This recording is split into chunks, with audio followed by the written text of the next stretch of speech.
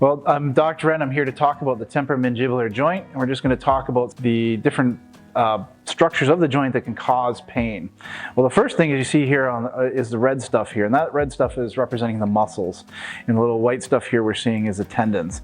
This one's called your temporalis and masseter. You can pretty much tell if you're having some sort of temporomandibular pain, if you're or TMJ pain, if you're clenching or grinding at night, you're going to feel that tenderness by just kind of rubbing your finger in circles over that temporalis muscle, and it kind of lines on the skull right in here, right up over above the ear and kind of in the front of the head.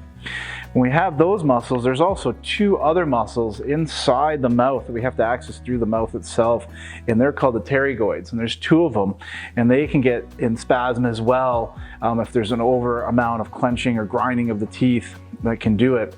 And then as we open up the joint, we're going to see these little discs that are inside there, and those actually help to keep the cushion between the joint surface in the skull and protect it from getting worn down. And so that you could have a problem with the disc, you can have a problem with the ligaments that are surrounding it, and also a problem with the muscle tissue that's coordinating the movement of the joint itself. TMJ, does it ever go away, is a question I get asked often, and it will for the most part. You know, there's a certain subset of population that may be able to get them a lot better, but not go away fully, and those are people who have had the temporomandibular joint dysfunction for many, many years. And the reason why it wouldn't go away is because there could be some arthritis or some things that we just can't change. We can help the healing process, but in a very, very small subset of patients I would ever see that we can't get them the relief that they're looking for. Typical treatment plan for TMJ is going to be about 12 visits over 4 weeks.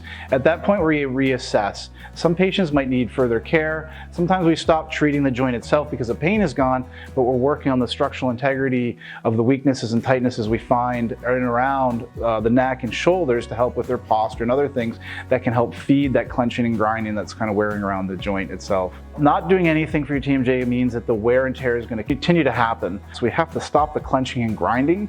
I use acupuncture for that, and that works a wonderful tool modality, kind of get that nervous energy of why you're clenching or grinding, either during your sleep or at night. It also kind of start affecting your teeth. You start cracking teeth. And that affects your bite, and you have to get a whole bunch of dental work done as well. So advanced TMJ can be represented by injuries to the teeth itself, injuries to the joint that could become permanent. So the sooner you get it treated and the more regularly you get it treated, and finding a plan that's going to work for you to maintain that is essentially what you need to do.